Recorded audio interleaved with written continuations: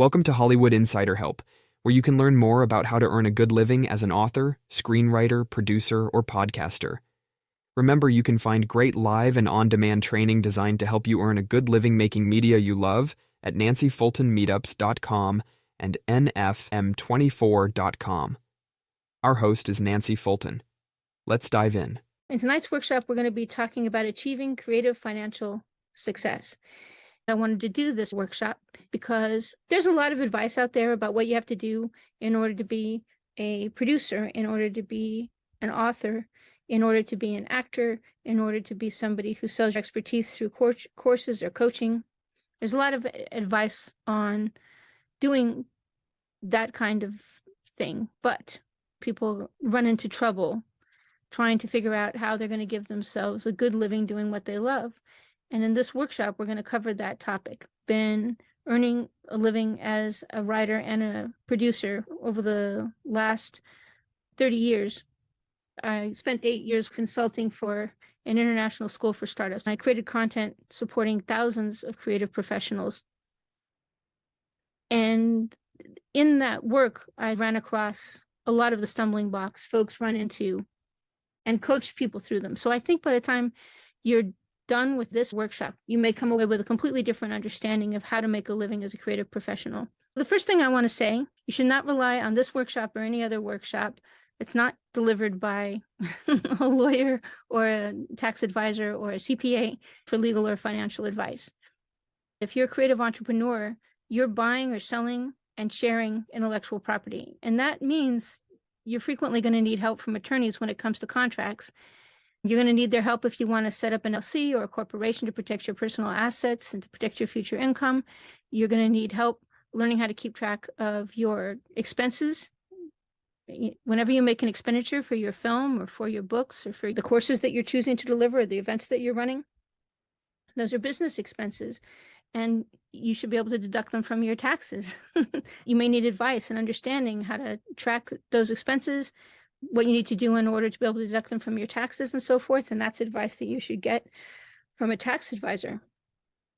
You might do 1 or 2 or 3 or 10 films. It might be the first 3 or 4 don't make money, but the costs that you incurred creating them and distributing them or making them available for sale are something that you can deduct. And those losses, those carry forward losses, being able to deduct them means that the years where you do make a lot of money, you get to keep more of that money. It's important to get help from qualified legal and financial experts. There are hundreds of services that can help you find licensed professionals. And we've talked about California Lawyers for the Arts. You can find attorneys on Guru and on Upwork. I like Biz Counsel personally. There are tax advisors that you can reach out to. Even companies like H&R Block, they have advisors who can help you if you're running a creative enterprise. I'm just saying, make sure that you consult legal and financial advisors when you need help with legal and financial issues. It's very important. And one of the reasons I run these events is to make sure that creative professionals understand how important it is. Achieving creative financial success is really not a matter of luck or magic, though for a lot of creative professionals, it, honest to God, does seem like luck or magic. It seems if you were born lucky or you just happen to have magical talents, somehow or other you can sit in Schwab's Pharmacy at Hollywood and Vine and get discovered, and then the world is your oyster and everybody loves you and everybody gives you business. But the truth is, that was never true, and it's certainly not true now. It's not luck or magic that ensures that most people are successful. Robin Williams, who I think was very naturally talented, and Aaron Sorkin, we can all agree, is a really good screenwriter, but they had to do a lot of things right in order to get discovered. And both of those guys did several things that ensured that they were visible, that people got to know their work. They made it possible for people to pay them. They did a whole bunch of things. And those are some of the things that we're going to be talking about in this event. And you are not stupid. You don't know how to run a business successfully. If you have never been taught how to build a fire, it sure as heck does look like magic, doesn't it? 1 minute, there's just this bunch of wood, and the next minute, there's light and heat, and then, there's food that's safe to eat because it's been cooked. You learned how to build a fire. People taught you specifically how to build a fire, but nobody taught you how to build a creative business because people can't teach you what they don't know. Earning a living from your creative work isn't rocket science. It's not even always hard work. Some fires start really easy, so do some businesses. And there's a lot of value in learning how to start a creative business the right way. First of all, it provides you with a lot of freedom because it's really nice to be able to do what you want to do when you want to do it. Getting paid is nice. Being able to ensure that you are paid and paid well for your work is just really a wonderful thing. Owning things. It's nice to own the business that you build, to have a direct relationship with paying customers, and to be able to sell or hand down your business and or the intellectual property that you've created to your wife or to your husband or to your children. It's nice to be able to do those things. And when you own a creative business, you can do that. Think about the J.R.R. Tolkien or J.K. Rowling. Think about all these people and the fact that they've got huge quantities of intellectual property and money that they're handing down to their kids. It's going to help ensure that they're incredibly successful going forward. It's nice, right? Almost everybody would like to have that. Knowing how to launch and run a creative business gives you that opportunity.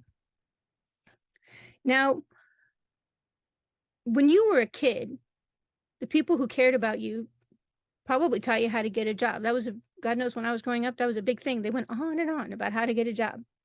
They said you have to get skills, you have to apply to people that are giving jobs, you have to get hired, and you have to do what you are told, and then that's when you get paid.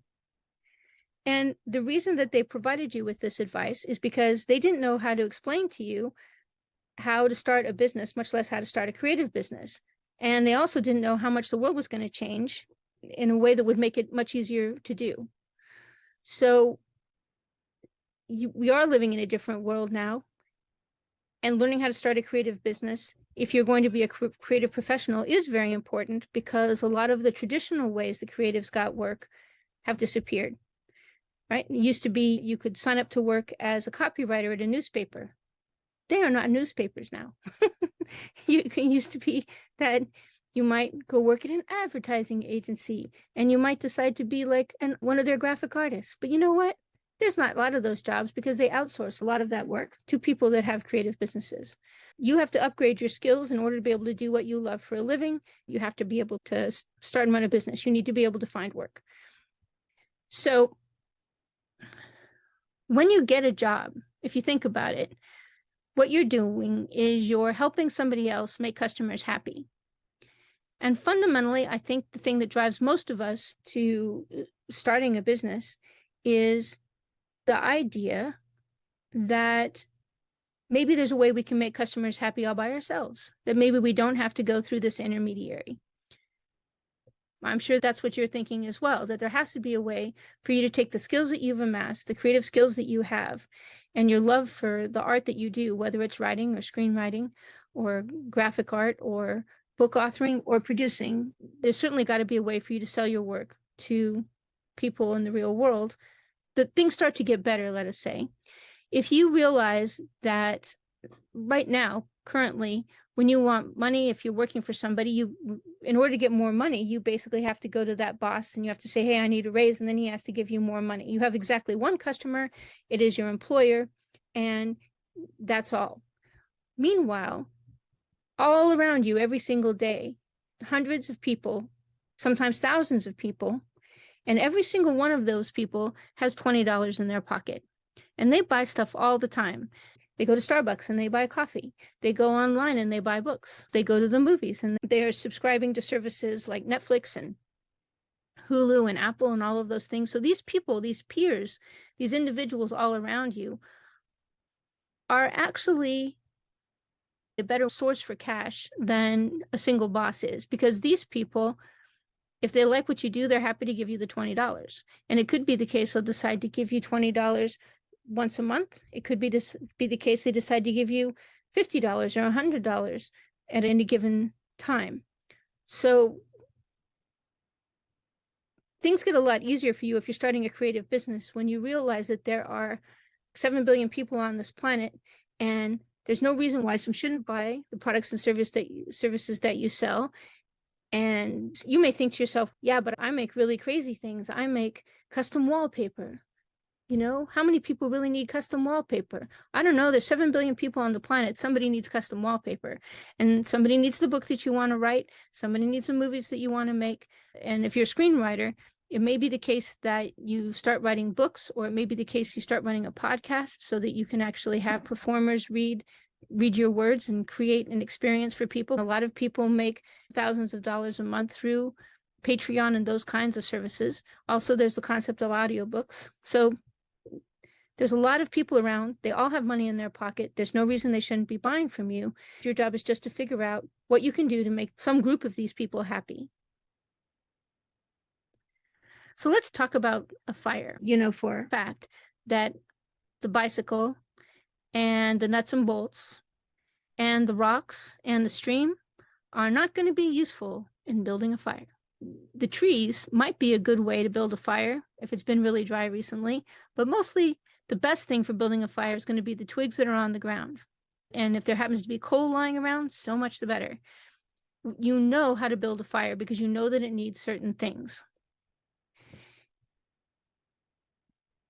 Building a creative business, starting a creative business means creating a simple product that people will pay for. Some products are hard to sell and some are easy to sell. And your job is to come up with something that's easy to sell. And if you think about a fire, your objective is to come up with something that is like dry wood. The second that it gets anywhere near a flame, it bursts into a huge raging fire. That's what you want. And you've seen other products do that. Remember a long time ago, they were selling rocks in boxes, calling them pet rocks. And that thing was a wildfire. There was a Christmas there where everybody got a pet rock under the tree. There could not have been an easier product. And somebody just basically put a box around it, said it was a pet, and people thought, God, wouldn't it be great to have pets that were as little trouble to take care of as a rock? And off you go. What you're looking for is a simple product that people will pay for. When you're fishing, you need to put some hooks on the end of a string, and you need to put bait on the hooks. And then you need to put the bait in the water where the fish are. This is the fundamental process of fishing. In order for things to work, you need to have a string attached to the hooks, and you have to have bait on the hook so the fish want the hook, and then they have to bite. And then you're going to use the string to pull the fish out of the water. It is no use just throwing bait into the water, right? It's no use for you to have a bucket full of worms and to take those worms by the handfuls and throw them out to the fish. The fish will be very happy because they will be fed, but you personally will not be getting any fish into your boat. It is no use just putting a line without a hook or bait, because the fish are not interested in the line. They're not interested in just playing with the string. They want to have bait. In our example, we're going to assume the fish want to be caught. The fish are not going to be too mad that they get hooked and dragged into the boat. Real fish are upset about this kind of thing, but we're going to assume that your customers are fish that kind of want to be hooked because you're not just going to give them the bait. You're actually going to give them a lot more of the thing that they want. As a creative, you need some simple and great things that you give away for free. And you need to make those things have connections that lead back to you. And if you don't have those free items, those free things that you give away, and if you don't make sure those free items actually connect back to you so that people can get more free stuff and actually get prompted to buy things, then it's going to be impossible for you to build a creative business. Filmmakers are, I think, the most prey to this problem. Filmmakers, they'll have 1 million little short films, or they'll have even some features that go out, and they'll have spent $10,000, $20,000, $30,000, $100,000 on these things, but there's no connection back to them. So what ends up happening is they don't end up building a relationship with their viewers such that they can get more business out of them. And without that, there's just no success. There's people who they'll write a book, they'll put it out via Amazon, or they'll put it out on other platforms, but there's no link back to them. People will buy one book and they'll think, like, that was a really great book. I wish there was another one, and they won't be able to find a sequel to it. So there's no connection between the books, and there's no connection to the author. This is a huge problem, and it is specifically just like fishing. All you're doing is you're either throwing the bait into the water, or sometimes people set up a mailing list and they attach it to their website, and then they just wait for people to put their email address in. And it's like, why would I want to put my email address on a website where I don't know, I'm not going to get anything for it? Why am I giving you my email address? I don't even know what you do. The creating stuff for free and making it available to people and having the content actually specifically connect back to you is critical to being able to start a successful business. If you don't do that as a creative professional, nobody can figure out what it is you do. So there's no way that they can decide, yes, I would like to develop a closer relationship with this particular provider so that I can have more of what he does for a living. Finally, a farmer seeds the soil around them, right? So what you do is you get a whole bunch of little seeds and you drop them in the ground. And some places are not fertile ground. If you drop tomato seeds, aren't just going to grow anywhere. And bean seeds aren't just going to go anywhere. And corn's not just going to grow anywhere. Some types of seeds are only going to grow in certain types of soil. So you're an artist and you're surrounded by customers 24 hours a day, 7 days a week, 365 days a year. There's always someone around who could be buying what you're selling. And if you start with simple, easy to deliver products and services, and you promote them to the people that are around you through cheap ads, or if you're doing events or something like that, if you promote the content to those people, it's very likely that sooner or later you'll stumble across people who are interested in buying what you sell. That said, the people that you have direct contact with, or the people that you can reach through the ads that you're running, are not necessarily perfect customers for every single possible product. And your job as a creative professional is to figure out, what do these people want? So what you do is you say, all right, I'm going to create a little test product. I'm going to put this out into the market. I'm going to run some ads for it on Facebook, or I'm going to run some ad for it on YouTube.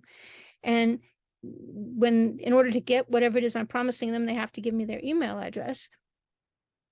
When you get their email address and you say, now I want to sell them something, you come up with a product to sell them and you put it out there. And sometimes that's going to fall flat. Sometimes you're going to create a little product that you think they would like, maybe a little tiny short film, maybe a documentary that you've decided to do, maybe an event that you've decided to run, maybe a book. You're going to offer them that, and they're going to say, no, I don't want that.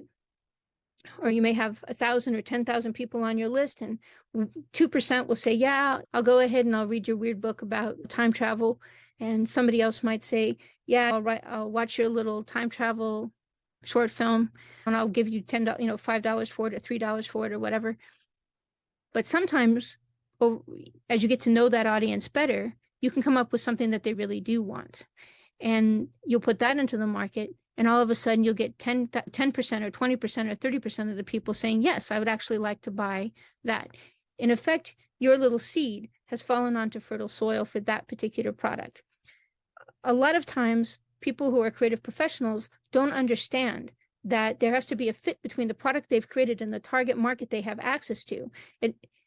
It's all very well to say there's people who spend $5,000 on a watch, or there's people who spend $180,000 on a car, and there's people that are willing to spend $50 on a book. There are those people. The question is, are you in easy contact with them, and do you innately understand them so you can create exactly the content that they want? I think a lot of times people say, I don't know who the customer for this is, and I'm going to go ahead and spend 1.5 years writing this book, or I'm going to spend a long time making this documentary. I'm going to spend 3 years making this documentary.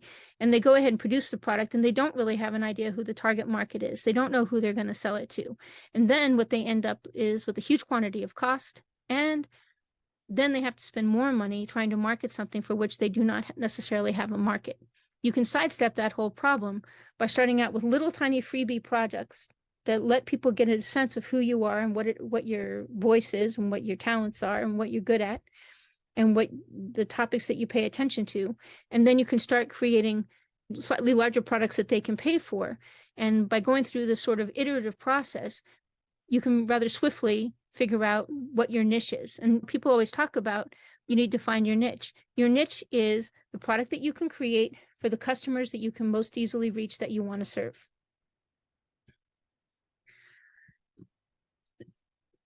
I think for a lot of creative professionals, especially ones who have been working really hard for a long time and haven't had a lot of success, they get the feeling that being a creative professional or starting a creative business is a lot like a tightrope walk. You have to do everything exactly right. And if you make a mistake, you're going to get eaten by sharks.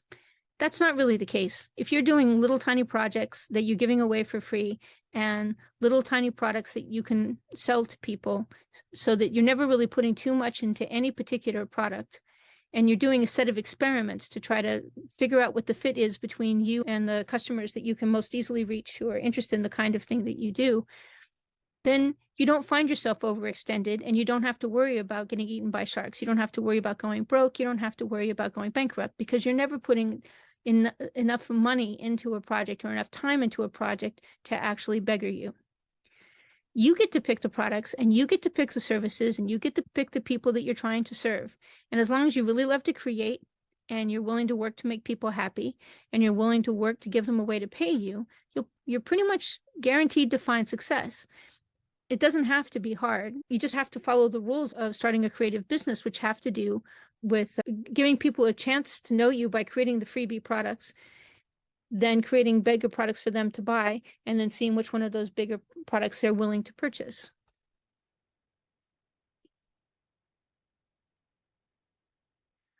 Now, I'm just going to fade this back to a more traditional business level discussion. I like to start with a fairly simplistic and straightforward examples like a fire, like a planting gardens and a seed, like fishing, because people intuitively understand those things.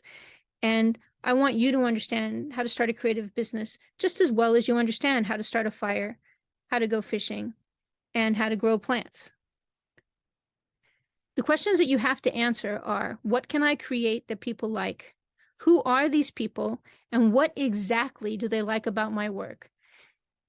Can I make them like my work enough to buy it? You're in a really good position if you can create something to give away free that a lot of people want. It's a good indication that you know how to make people happy. And if you can figure out who those people are, and you can then make something slightly better that they're willing to pay for, whether it's $1 or $10 or $20 or $50, if you can make it so that you can actually give something to the same group of people and they're willing to pay for it, you're in great shape. And then the question becomes, how do I make them buy more of it? So after you get to the point where they're actually buying what you're selling, then you're in a position of, how do I give them something they like even better that they're willing to pay even more for, or give them more of what they like so they're willing to pay me more frequently? That's called scaling your business. The other thing you'll often hear people talk about is the funnel. Now that we've talked about how to start a creative business and the questions that you have to answer, I'll just go ahead and use the common funnel example. At the top of the funnel, you're going to pour people into contact with your business. You're going to create freebies. You're going to put them on your website or on your sales platform, like Gumroad or whatever sales platform you're using, Wix, etc., Shopify. You're going to put it on your website. You're going to find a way so that when you post the content on the website, people can get it for free and in return for their email address, because you need to collect those email addresses. Alternatively, and I would suspect simultaneously, you're going to create freebies that you post on social media. And what happens is people click on the social media link, it takes them to your website, and they get something for free if they give you the email address. And the thing is, they have to like you a lot in order to give you their email address, right? They have to like what you're offering them for free enough that they're willing to give you their email address. And they have to be happy enough with what you give them to be willing to stay in contact with you. After you've got people onto your mailing list, after you've reached them by giving them content that they want, and you've got their contact information, then you're going to send out newsletters and promotions of paid products that you're happening to have, right? So you're going to have newsletters. And if you were doing books, for example, and you gave them a free book, in the back of the book, it would promote products that you had available for sale. The newsletters and promotions are where you create a deeper relationship with the customer by consistently giving them stuff that they want. And also you draw them back to you so that they can hear about more special offers and opportunities and new products that you're testing. Then you're going to create new products based upon what works. And then you're going to promote what works. So when you find out that the people who liked the short novella that you did about time travel, when you find out that they like that book and you decide to do a full-length book, like 60,000 words instead of 10,000 words, you're going to go ahead and tell them, hey, I got a sequel to that first time travel book. Here it is. And they say, okay, I'd like to buy it. And if people buy it, then you're going forward on your website, you're going to continue to promote that book that sold. And then you're going to add more books like that. And you may decide to branch out a little bit and say, hey, if you like time travel books, maybe you like space travel books. Let's put a few of those up. And if you're doing films, you may decide we did one 20K micro budget feature and people were willing to pay us $5 for it. So maybe, and we made it available for sale. People on our site liked it. And then we also made it available through filmhub.com, and it's got picked up and it's gone on to streaming services. So let's do another one of those. So you're going to promote what works. And then finally, you're going to be financially successful because what you've done is you've created content that people want and you're getting paid for it. And you are going to ask yourself all the way along, whenever you're creating products, you're going to think, okay, I've created this product and it didn't go very well. Even though I'm giving it away for free, nobody wants it. I run ads to it, nobody wants it. Okay, we're ditching that product because it's not a good one. And you're going to create another freebie. In fact, what you may do is you may have 3, 4, 5, or 10 freebies that you're testing all of the time. So instead of creating just one monolithic giant product, you're going to create a whole bunch of little products because what you're looking for is something that works, something that burns. And then your content is going to be so good, it's going to get them back to your website and you're going to have their email address. Then you're going to go ahead and try selling them products. So let's do a little problem solving together because I think it will help us. Let's say that Sonia has produced 20 short films over the last decade. But somehow, even though she's had 20 short films in the last 10 years, they're not really turning into any kind of support or funding for the expensive feature documentary that she wants to do. In fact, all of these short films that she's producing are sucking up all of her time and attention and apparently getting her nowhere. This is a really common problem for a lot of filmmakers. And there's a couple of questions that if I were talking to Sonia, and I think if you were talking to Sonia, you'd want to ask. The first thing is, all of these little films that she's created, do they all point people back to her website where she can collect their email address and give them something more for free? If you're making films that are available on FilmHub or something like that, it's difficult because they may not want you to put your website, although some places don't mind. But if you can't put your website in a film, you should definitely do that. If you can't do that, it's a lost opportunity. But for a lot of these short films that you're distributing on YouTube and or that you're making available on Vimeo, and for stuff that you're going to be distributing via other platforms where they don't really spend a lot of time making sure that people don't advertise, you're going to go ahead, put your website in so that people go, oh, I really like this film. And you can tell people, like, if you like this film, go check out this. We got a lot more. And this does work. There's a lot of OT sites, which are over the top sites, and they don't have rules about not telling people how to find the creator of a film. If Sonia's in a position where she produces all these films and it never drives traffic to her website and never lets her actually start offering content for sale, she's going to have a really hard time building a business because in effect, all she's doing is taking her films and throwing them at the fish, right? Instead of putting her bait on the end of a hook, she's literally just throwing it in the water.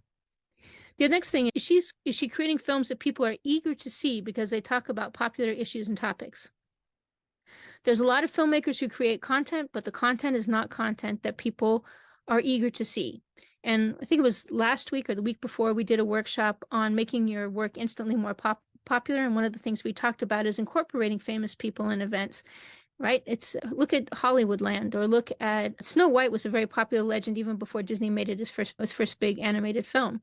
A lot of the top content, the Titanic is a film based upon a very famous shipwreck. Hollywood has routinely capitalized on an interest that people already have in order to create a film.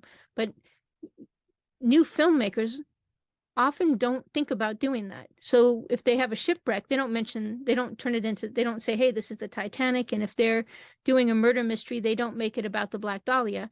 They don't tie themselves into the marketplace of things that people are already aggressively interested in. And so their films go out into the marketplace and they don't make a splash because people don't see them and think, oh man, I can't wait to see that, because it's not talking about anything they deeply care about. And it doesn't have to be something like that. It could be diseases, it could be towns, it could be, there's a million different ways to make your content interesting to a particular target market, but you do actually have to make it interesting. It has to be something that people just see the title of and the poster of and think, wow, I can't wait to see that. The next thing is, Sonia, does she know that people actually like her work, and does she know what they like about it? One of the reasons to have a screening, one of the reasons to get 20 or 30 people in a room going onto Peerspace to rent a location to view your content with an audience, is it allows you to find out what people like and what they really think about it. You can see when people are restive and they're not interested, and you can see when people really like what they're seeing. You can see when people are astonished and they're riveted to the screen. You can't see that when they're watching in their own homes. Screenings can be really important for filmmakers. When Sonia finishes a new short film, does she advertise it? Does she run ads to it and make it so that people have to go to her website to get it and then she can get their email address? Does she ask for feedback whenever she delivers the film? Does she say, hey, take a minute after you watch the film to let me know what you liked and what you hated? It really is important to me. If she gets 1 in 10 people that does that, she'll have a really good idea of where her filmmaker hits the audience and where it doesn't for her whatever audience she was advertising to. The next thing is, if she wants to do a big documentary, can she take that big documentary and turn it into a series of Zoom interviews with whoever she's planning to interview? Let's say, for example, she wants to do a documentary on leading psychics, and she decides she wants to interview 10 psychics. She has a list of the psychics. Can she set it up so she pays the psychics to do the interviews on Zoom or using one of the other tools that we talked about last week that are better than Zoom and let you do commercial quality video? Is there a way that she can capture those interviews, interview somebody for 1 hour and make it possible for people to watch it? Or can she create an event where she gets her interview guests to come and she can video them live? Because being able to break a big project like a documentary up into a series of little projects that are easier to fund and let you gather together your target market and say, hey, you care about psychics, here's a chance to meet one live. Or here's the chance to be one of 20 people or 50 people on a Zoom call, hearing this particular psychic talk about his experiences. You have the opportunity to do that. It may be the case that you can fund your entire film just by breaking it up into a series of smaller films. It's easier to do with a documentary than it is to do with a feature film. But that's a choice that Sonia could get to make. She could choose, if she chooses to produce a documentary, this is an option that's available to her. Finally, does she know that there's a market for the expensive film? A lot of times people will spend 1 year, 2 years, 3 years producing a film and they get it done and there's no market for it. For one thing, because they haven't done a good job of identifying the market in advance. They haven't done the advertising. They haven't shown people their previous films. They haven't gotten feedback. The film that they end up creating is something that they would like if they were in the audience, but they don't know where to find other people like them, and they haven't done any of the marketing in advance, and they haven't done any of the content testing in advance. They don't know whether or not something's going to sell until they get it finished. And by that time, it's too late. It's like they've already spent all of the money, and it's really hard to remake the entire film because they didn't get it right. We talked about the metaphors earlier on. By creating 20 films, she's just throwing bait into the water without having a line attached. And there's no point in creating all of those films unless they lead back to you. And you can get the contact information so that you can promote to them going forward. There's no confirmation necessarily that the content that she's creating is good because she's not getting feedback from anybody. And finally, is she planning a garden that she can grow, or is she just scattering seeds everywhere? If she's just creating isolated documentaries or isolated films one after the other and throwing them onto the marketplace, is she really trying to grow something? Because she's not really focusing on any one particular product. And that would be a little like you saying, oh, I'm just going to go take a bunch of random seeds and I'm going to go out into the world and scatter them like Johnny Appleseed. How is that going to turn into any kind of financial success? You need to be able to plant the seeds. You need to be able to see if they're growing in the soil so you can figure out whether or not you should plant more of those seeds and in order to be successful. Let's talk about Jason. Jason spent 5 years writing a book, and now that it's published, it's not selling many copies. And when it does sell, it only gets 3- and 4-star reviews. He's tried running ads to it, and he's changed the blurb on Amazon 100 times, and he's wondering if it's really possible for him to build a career as an author. There's a couple of questions one might choose to ask, and I think you would ask these ones too. Can he find out what customers think about his book so he can figure out why it's not getting 5 stars? One thing he can do is he can use beta readers. If you go to Authors XP, You can basically send out a message to people that buy the kind of book that you're writing, and they will give you feedback. And you pay to run the advertisement to the beta readers, but the beta readers don't get paid. So the only reason they're reading your book is that they like the cover and they like the blurb. And if they read the book and they don't like it, it's not getting 5 stars. If they only want to give it 3 or 4 stars, they can tell you exactly what's wrong. And if you get that information before you publish your book, it means when you release the book, you're going to be in a much better position to ensure that when the book's released, it's going to make people really happy. You want the beta readers to tell you that it's not very good. Sometimes people say, I hired an editor. You pay the editors $1,000, $2,000. And they take your book and they do what they can as best they can to make it as good as they think it can be. But not all editors are good. Not all editors are created equal, certainly. And a beta reader is different than an editor. A beta reader is an actual customer. He's the kind of person who reads your kind of book.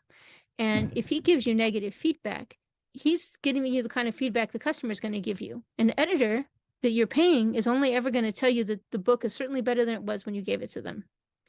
The next question you have to ask, Jason, is, do you have a good cover for the book? And not just a good cover, but the right cover. Because if you have a wrong cover, a bad cover for that particular target market, then you're going to be getting the wrong people reading your book. For example, let's say you're writing mysteries, but the cover looks like it's a sci-fi or a romance. What happens is people see the sci-fi or romance cover, think it's a sci-fi or a romance, they buy it, and it's just a darn mystery.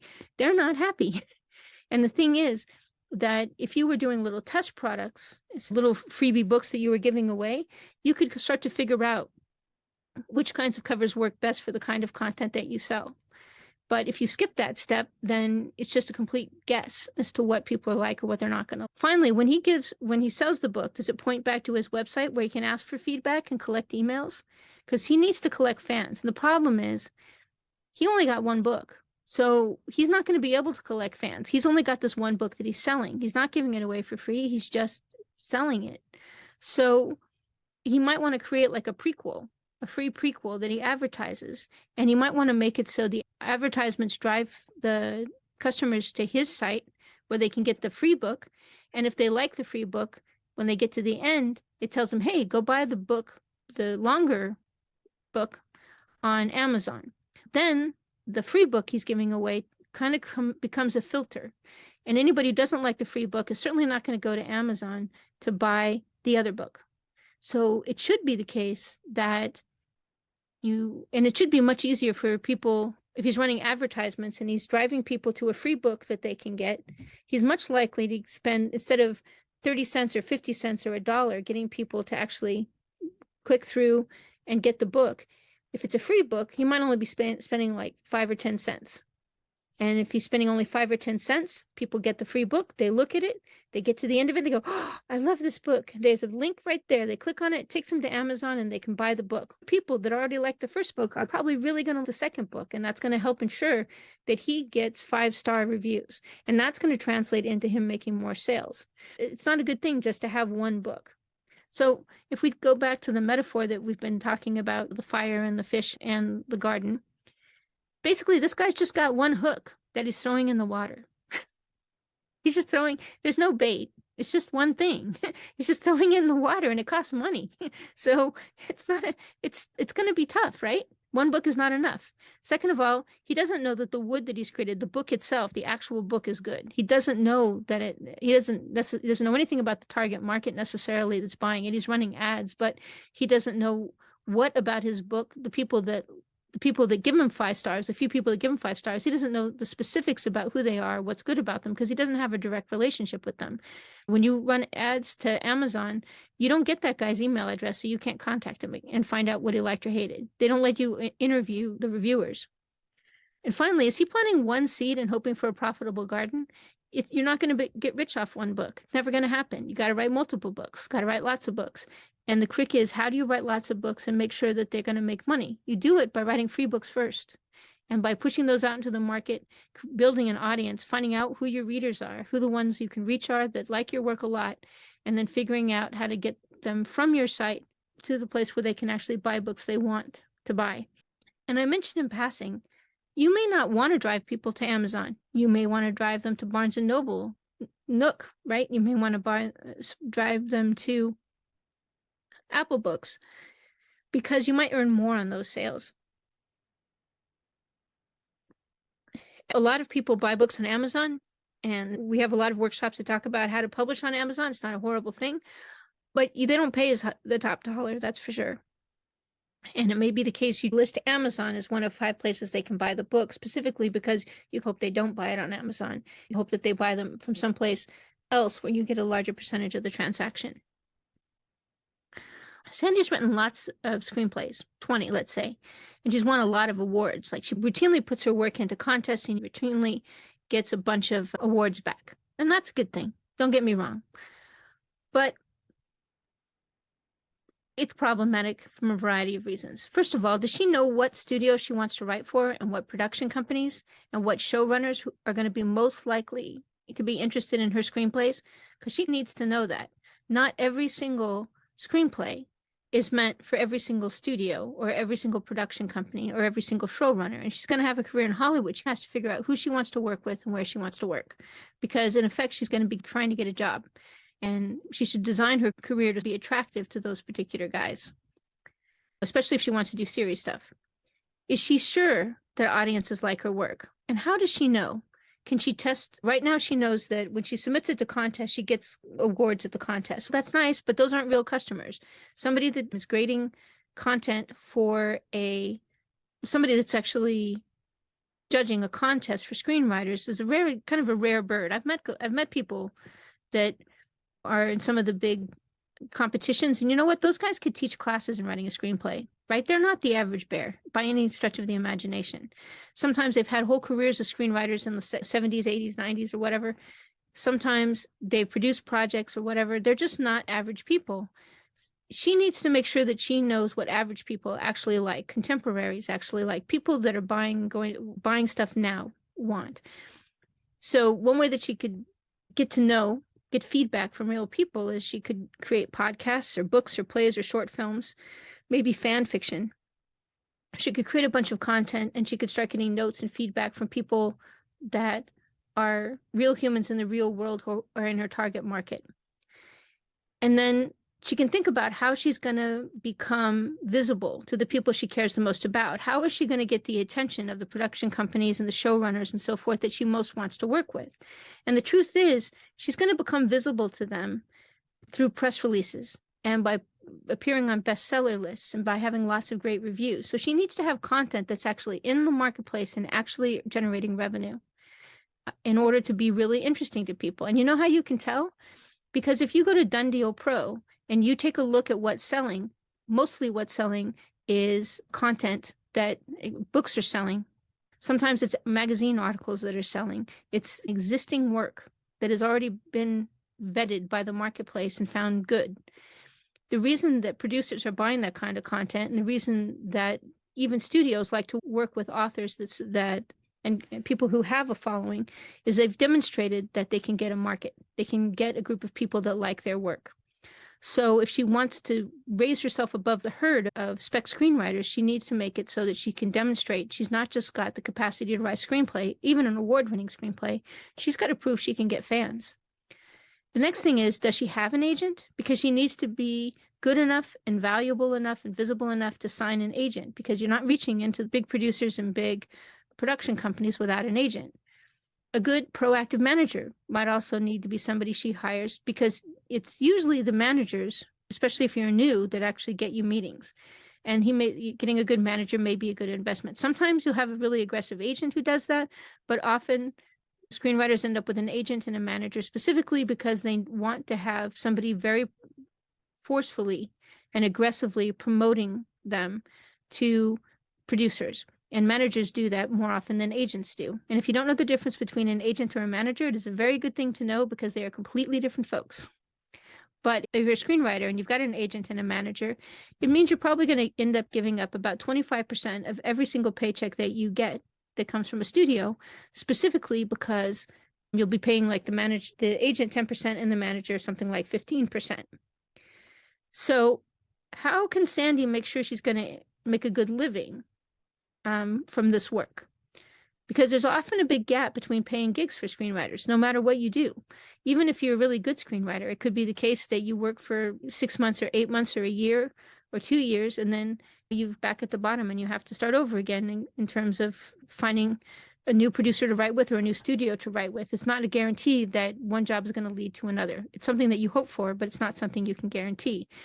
The cool thing about being able to develop a podcast with a big Patreon following, or books or stage plays, now that COVID's over, or films or fan fiction, or not so much films and fan fiction maybe, but books and plays and podcasts. The good thing is that if you can get a good following, you'll end up not only making yourself more valuable to producers and studios, not only demonstrating your worth, but you'll end up being able to create an independent income that you don't have to share with an agent and a manager, and you'll have a direct relationship with a bunch of customers that when you do happen to work on a show, you can tell them, hey, I just finished doing a show for ABC, make sure that you watch it, and then you can help to guarantee that your show is going to have a good starting audience, and that can be really meaningful. Joss Whedon, one of the reasons that he was very successful at being able to get his content produced was because he had already created a huge fan base that was incredibly aggressively supportive of his work. And if you're a screenwriter, that's a good model to follow. You want to create a direct relationship with the kind of people that are going to want to watch your work. And you can't assume that you're going to be able to book work continuously, because that's just not really the world that we're in.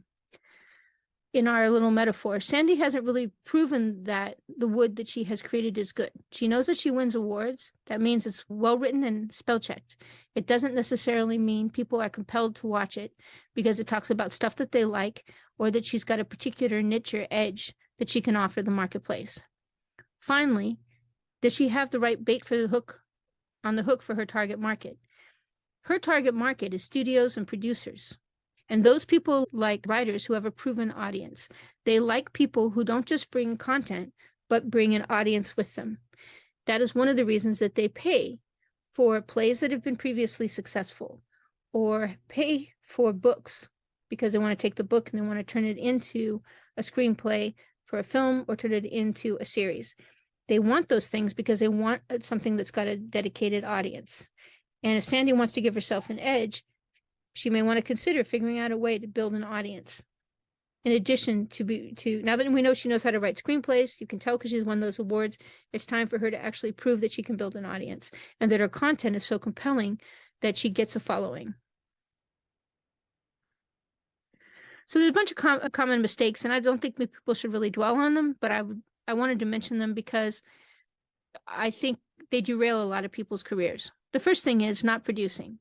You really do actually have to produce the freebies, and you really do have to produce the little products for people to buy. You have to churn out work. It's not a bad thing. It's actually a good thing. You want to be a creative professional, so you've got perfect freedom to create. You're not being stupid when you create short stories. You're not being stupid when you create novellas. You're not being stupid when you create little short films. You're not being stupid. What you're doing is you're creating freebies to give away.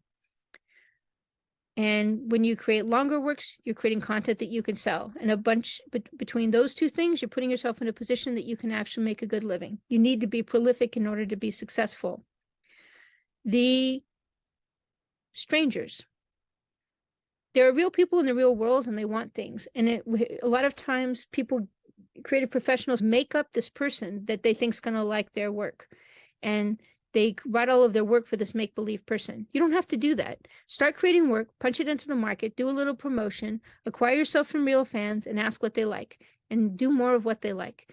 Try to basically, if you gather a market together so you can give them your content, so you can get their feedback, so you can make your content better, and you'll know as time goes by, oh, if I advertise to this particular market between the ages of 18 and 24, and they like anime, and they really are fans of Sailor Moon, God help us, that's my customer. Whenever I run ads to those people, they always get my freebies, and then they join my mailing list, and then they buy what I sell. You really, because you know exactly who they are, and you know exactly what they buy, you're in much better position to be successful. The next mistake is being stubborn. Take no for an answer. Sometimes you can design something that's really great, a book or a film or whatever, you may create it, you may push it out there, and people may just not like it, or you may not be able to find the people that like it. It's okay. Move on. It's okay to produce something that not the whole world likes. The cool thing about being a creative professional is you can make anything you want. And sometimes people don't have to like what you like. They weren't standing in line to buy Picasso's work, and he did okay posthumously. You could do okay posthumously with that project. You move on to other projects you can make money on while you're alive. Stubbornness is just a real deal killer, because you basically say, well, I only want to write this kind of content. Okay, then you're an artist, which is good. You should totally be an artist. But being able to make a living and not listening to your customers is not a good way to go forward. It's just really hard to be successful that way. Create content that you like and your target market likes. Spending $0 and zero time. It's like some people are, when you're young and you say, I want to do something creative, I want to be an author, I want to be a movie maker, whatever. If you grew up in a certain kind of household and it's really conservative, they have a tendency to tell you, don't waste money on that. So when you grow up and you want to be a creative, you don't want to waste any money on it. So what ends up happening is you won't even spend $50 a month running ads, or you won't spend $40 from getcovers.com to get a good cover, right, for your book. Or when you produce your movie, you don't even want to run any ads to invite people to see it. It can't run a business that way. You have to be able to put tiny little bits of money. And it may only be $50 here or $100 there. It's not a huge quantity of money. Most of the value has to be in the creative work that you provide. But you have to put some bit of money in, because you don't know everybody in the world. And you at least need to be able to run some ads to be able to introduce people to your work. You can do it without it, but it's hard.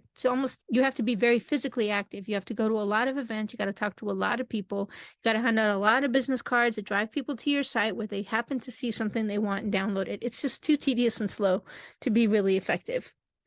On the other hand, spending lots of dollars and lots of time is also a deal killer. You can dump a lot of money into a dead seed that folks you reach are not going to like. I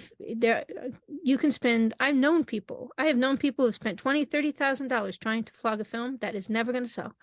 You know why? Because people who saw the film didn't like it. So I don't care how much you spend on it, they still ain't going to like it. So it doesn't matter how much you spend on the marketing if the underpinning thing is not something that people want for a particular reason. And maybe if you went to different target markets, but it's totally possible to create a piece of work, whether it's a film or a book or any other piece of intellectual property, that people just don't like. And the more time and money you spend on it, it's just money down the drain, because they ain't going to buy it. They don't want it. They don't like it. And it comes down to taking no for an answer. Another thing that can be problematic is hiring folks. The core of your creative business has to be you and what you do very well. Your products must fit your customers. Early on, hiring assistants can be a real distraction. Sometimes people think, look, I feel really unsuccessful at this and I fail a lot and I'm really uncomfortable, so I'm going to hire an assistant who knows how to do it right. No, they don't know how to do it. They know how to do something right. But you know what? They're not you. They're not an author. They're not a screenwriter. They're not a filmmaker. They're not the person actually delivering the work. You need to figure out how to make you personally successful.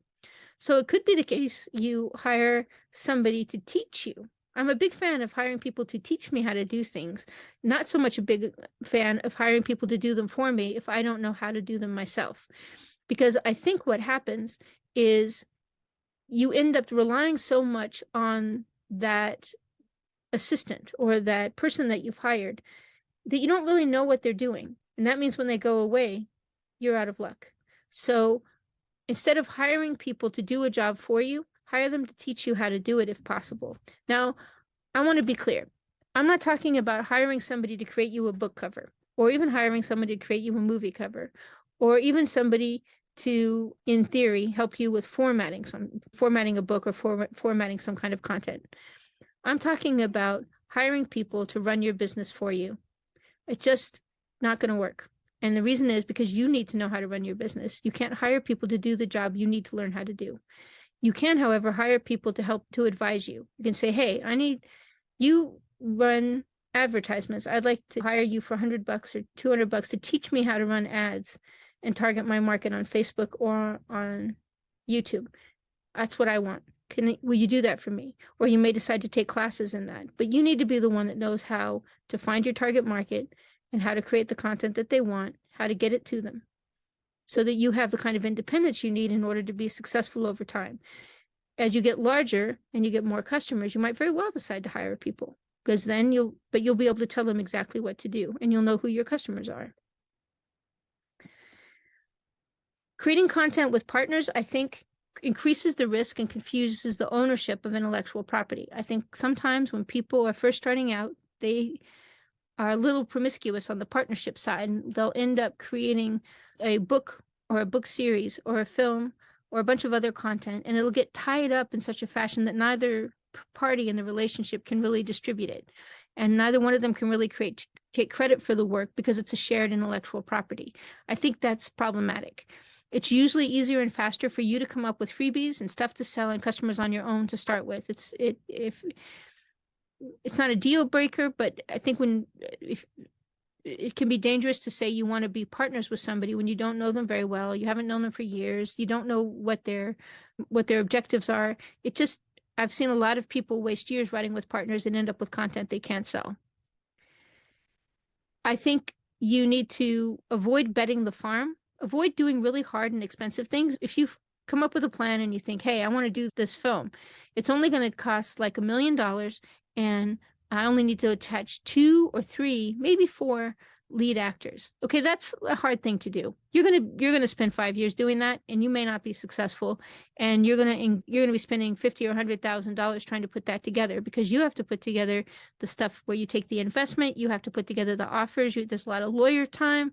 You got to set up a company. There's a lot to do to create that content. Maybe don't. Maybe do something smaller and easier. Start small and grow big. Don't start big. It's really problematic. There's some people who are in the entertainment industry and they're like high stakes gamblers. And my experience, having watched a lot of them over the years, is they make huge bets early on, and then they fail, and then you don't hear from them anymore. And a lot of times they end up in such a lot of legal hassle, they spend years digging out from under it. Unless you've got money to burn, focus on doing small things first, freebies, little small products that are cost effective, and grow into doing bigger and bigger projects. $1 million film is not your first film. Ignoring customers is always problematic. Customers who like what you give away and sell will have great ideas about what they like more of and less of. Let them tell you. Sometimes people have a real love-hate relationship, mostly hate relationship, with their fans. It's like they don't want to be a member of a club that would have them as a member. But your customers are actually people who can tell you stuff that you need to know. And the more closely you're related to them and the more you solicit their opinion, the more information you can get. And they may be able to tell you, hey, I was surfing on Facebook and I saw your ad, and it was in a group, a Facebook page I'm a member of, where they talk about anime all the time. I think what you should do is maybe go to the owner of that page and ask if he'll run ads for you, or if he'll let you do some promotion in his group. Maybe, because a lot of times I see them promoting other things. Maybe they would promote a screening if you decided to do it, or maybe they would promote your freebie if you made it available. Or maybe you should set up your own anime group on Facebook. Or I saw your post on TikTok, and I think if you started setting up your own TikTok account and you started talking about your books, maybe you'd get a lot of people that followed you, because I'm on TikTok all the time, and a lot of my friends are on there. So your customers can tell you where to find more customers, because they know who they are and they know where people like them hang out. Bad tools. You need to get tools that will get your free products out the door, and that will collect email addresses and send updates and let you post products and let you get paid. You need to have tools that actually make that easy. Being able to release a product for sale should be as simple as filling in a web form and pressing publish. What it should not be is something that takes 5 days. It should not involve having to hire somebody to work with you to modify your website. All of those things mean that you've got a huge roadblock between you and getting your creative business running. And sometimes I think people don't want to pay for tools, or they don't want to find the right tool because they don't want to spend money or time on something they don't think is going to be successful. And because they've made that choice, they're guaranteeing it's not going to be successful. Pessimism is a huge problem. Don't get me wrong. I think I straddle pessimism and optimism pretty equally.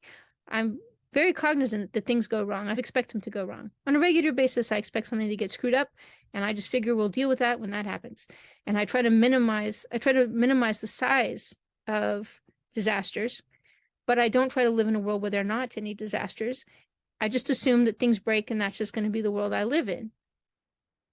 But generally speaking, I think I'm pretty optimistic. And most of the people I know who are successful as creative professionals, they are fundamentally optimistic. And I just heard a very famous physicist say, wars are not won by pessimists. You have to believe you can win. And I think that's true when it comes to creative professionals. You have to believe you can win. So consciously say, you know what? Other people publish books and they do it for a living, and I can do it too. Other people make movies, they do it for a living, and I can do it too. I'm going to figure out how. Just realize you have to figure out how. And that fundamental belief that it's possible is the first step to making it possible. If you don't believe it's possible, you're very likely to give up very early on, and you're guaranteeing the outcome that you don't want. So don't allow yourself to be a pessimist. Allow yourself to be a pragmatist, which means you recognize there's going to be problems. You're going to set your objectives and plan on dealing with the hassles. And the final one is wait and delay. Stay in motion. Bait hooks, put them in the water frequently, create little products to sell all the time, because you need to have momentum. Momentum is important. You need to get in the habit of creating content regularly. You need to get in the habit of reaching out to your target market on a regular basis. You need to get in the habit of doing the things that creative professionals do in order to be successful. You cannot wait. You cannot delay. You cannot save your way into being a successful creative professional. You have to create content. You have to make it available so your customers can find it. And you have to take those customers who like your free products and turn them into customers who will pay you for content.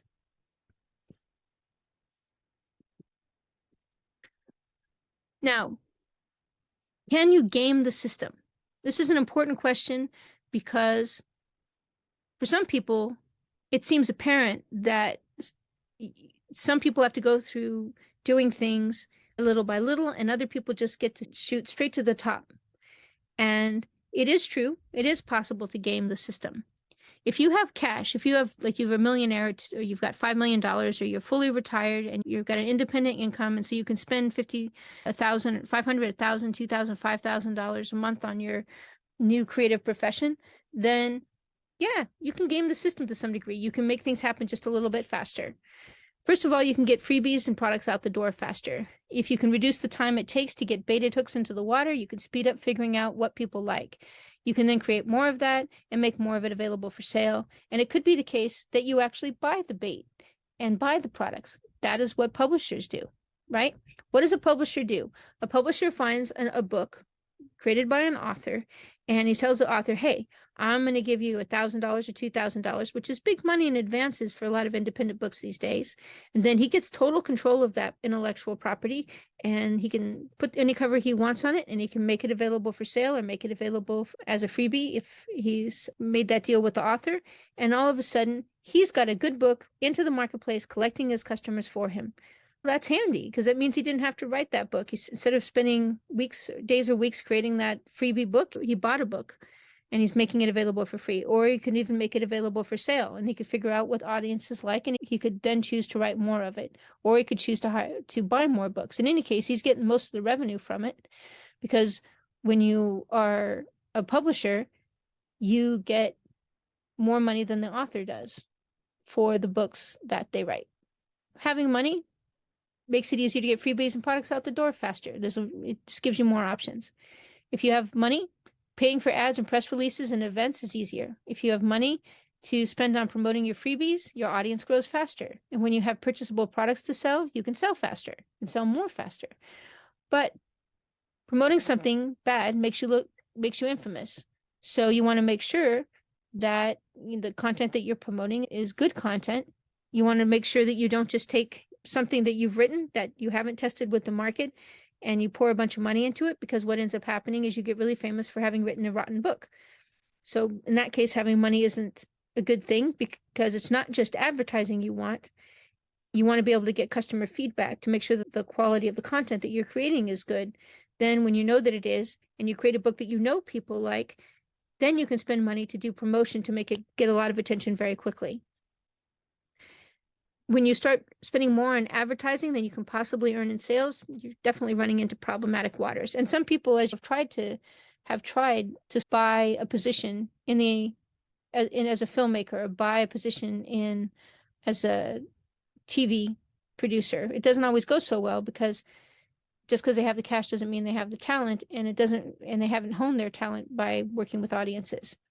It is true that events can help create more buzz and faster connections. If you're the kind of person that can rent a location once or twice a month and that people really want to go to, and you can send invitations out to customers or to industry insiders to hang out, it might well be the case that you end up creating a lot of connections much more quickly than people that can't run those kinds of events.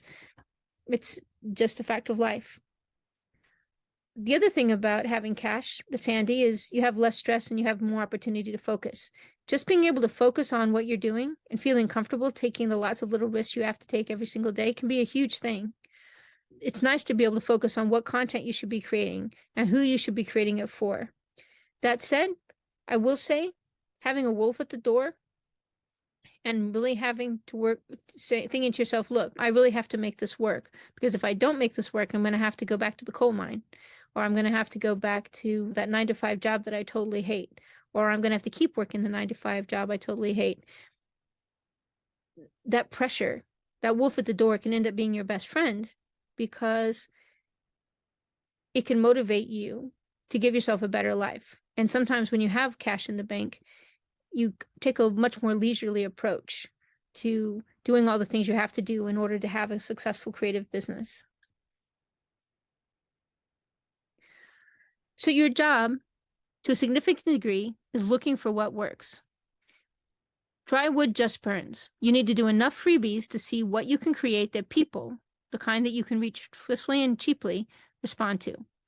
The right bait on the hook will bring people to you in hordes. If you don't make sure there's a line back to you, all you're doing is feeding the fishes. So there's no point creating content that doesn't lead back to you. You need to create content and distribute it in such a fashion that you get contact information for the people that like your work. And if you don't do that, what ends up happening is you could produce the best work in the world. You could put the cure for cancer in a short film, and it will have absolutely no benefit to you, because people go, wow, that was a great film on how not to have cancer.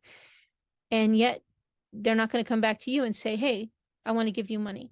So you have to think in terms of bait, a hook, and a line. You don't have to tell a corn seed that falls into fertile soil how to grow up to be corn. Isn't that really magical? You get some stupid little part of a corn seed and you stick it in the ground, and you feed it water and dirt, and it turns into a damn corn stalk, and then the little corns grow on it. It does it all by itself. And you know what? Those of us that have been in creative pursuits and have run creative businesses and have been nearby successes know for a fact that when you find the right mix of product and market, they turn into money. They do it by themselves. The right people mixed with the right product turns into money. And you don't have to make it happen. It happens organically. Your job is to figure out specifically what is the right product and what is the right market. And you can only do that through experimentation. You can't figure it out. You can't calculate it. It's not a math equation. It's art. You have to actually experiment. Here's the upside. You're free to create the work that you love. In fact, you should. You don't have to feel guilty for wasting time on your art, because you need content to give away and content to sell. You need both. You are free to give away your work and free to sell things that don't sell well for a while. It's totally cool for you to create a product or a book that you really love, push it out into the market, only to find out, you know what? Nobody likes this thing. I like it. I think it's the best thing I've ever written. They hate it. Oh, let's move on. Or this is the best film I've ever done. I have no idea why people don't like it, but they don't, so let's move on. Maybe it will be like THX 1138, that George Lucas film that's not Star Wars, that people now watch because it's not Star Wars and George Lucas made it. You have to create content and show it to people in order. Go ahead and dive up to see what's going on with questions. But my objective in this workshop was specifically to figure out a way, and actually to effectively deliver the information that you need in order to become a successful creative professional. So Eugene asks, when you're working in a whole new genre, what do you suggest is the best way to build an audience for something that's so different? Start with creating short pieces of fiction that people are going to like. Now, there's a whole bunch of different ways to do that these days, and more ways than there used to be like 6 months ago. It could be the case if you're a filmmaker, you decide to create illustrated books. And if you can get people that like the books, then they'll go ahead and they'll maybe decide to watch the films. That's the least expensive way. And using Midjourney and tools like that, it's pretty easy for you to create artwork. If you like, let's say if you take Midjourney and you use that as a starting point, and then you start. There's that guy that created a comic book by taking 50 images created by Midjourney, and then he fixed them into a book, and he created a comic book, and then he made the comic book for sale, and the comic book is selling. Now, that means you have to decide you're willing to use Midjourney, which for a lot of people is a big issue, but that's one way to do it. But that's my answer, is you basically have to find a way to create test products that you can push out there. And the easiest thing is always a book, in my opinion, but it can also be movie posters. It can also be, sometimes you might decide to be postcards, or you might decide to make journals and stuff like that, like coloring books. You could make card games, for example. There's makeplayingcards.com. If you look at makeplayingcards.com, you can actually create a deck of cards that represents a whole game. So it really depends on what you're trying to sell. But when you're introducing, you want to road test a new genre, you may decide that a book or a comic book or an illustrated book is a good way to go, specifically because a lot of people that will go from books to films. On the other hand, we've done workshops where we talk about creating animations using DAZ and Unreal Engine. It could be the case you decide to learn how to use those tools and you learn how to create cartoons. As a matter of fact, you can make photorealistic cartoons. We have a whole workshop that talks about how to use DAZ Studio to create photorealistic cartoons. And we have a whole set of tools that tell you how to use tools like Respeecher so that you can actually play all the characters in your film if you want. Or you can go to backstage.com and hire actors to record the audio for your film, and you can use that as the audio track for the animation that you create. There is a huge number of ways to do this thing. You just have to decide that you want to do it, and you have to figure out the ways and means. So Kate asks, how do you find producers who make AI-generated content, not screenplays, but creating a film using human-written screenplays? First of all, why aren't you that producer? Is what I want to know, because you're thinking about it, and it's not that hard. So I have my eyes for AI-created video, and there are a couple of people who are creating tools that you can do that with. I don't know a lot of producers who are creating that content and who are admitting to creating that content that way. Mostly because AI content momentarily is getting a bad name, and because, as we're going to be talking at the event that's coming up on the 21st with the lawyer, he's going to be talking about new guidance from the Copyright Office with regard specifically to AI generated content. One of the reasons I'm running that event about copyright law and AI is I think most people are going to be using AI, whether they know it or not, to create content, because AI is being incorporated into stuff like Grammarly. It's being put into almost every tool that you use. So it's going to be hard not to have some AI involvement in your content going forward. That said, if you admit that you're using AI content, it has ramifications from a wide variety of perspectives, which is one of the reasons we're going to be talking. That's why we're having Paul Levine talk at the event on the 21st. I don't know specifically how to find producers who make AI-generated content, except to search producer or filmmaker in AI-generated AI content. I do know that within, I'd say, maybe 18 months, 2 years, 3 years, I think it's going to become a very common thing, because I know that there's already people creating content, starting to create content with Unreal Engine and AI. And once they've got Unreal Engine and AI working really well together, they're already creating films using the Unreal Engine. So once you can use an AI to tell the Unreal Engine, look, a man walking across, create a castle. When you get the castle right, and then you say, put 3 characters in the center and have this one say, and this one say, and this one say, it's going to be, you're going to be able to describe a film, and it's going to go a long way to creating it. Progress is happening so quickly that within 2 to 3 years, it's just going to be ubiquitous. I don't know how you find somebody who's doing it right now. I think you might find, if you wanted to start creating that kind of content, I would strongly urge you to take a look at Daz Studio. And I would suggest you look at Respeecher. And I would suggest that you look at the workshop I had, talked about the text-to-voice tool. And so you can actually animate the movement of the character's mouths and so forth. So you can start going down that direction yourself relatively easily, creating animations relatively easily using some of those tools, which are AI enabled. And hopefully that gives you a little bit of something like a useful answer. You can always email me at nancyfultonmeetups.com, and I'm happy to learn more about what your objectives are and what your background is, and I'll see if I can think of anything else useful to say to you. Okay? All right. I had a good time hanging out with you. Remember to visit nancyfultonmeetups.com and NFM24 to find live events and in-depth support for your work.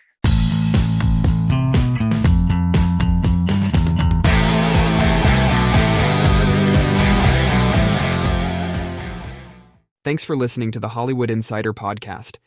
If you have questions you'd like answered, guests you would like to suggest, or topics you'd like us to cover, please email Nancy at nancyfultonmeetups.com. If you like what you hear, please click to follow the podcast and give us a kind word in the comments. If you find our thoughts and suggestions help you, please share our podcast with other creators who need help. We love being of service to creative minds. This podcast is produced by No Better Friend Entertainment, and this audio recording was copyrighted in 2024. All rights reserved. Music for this episode is licensed for commercial use from pond5.com.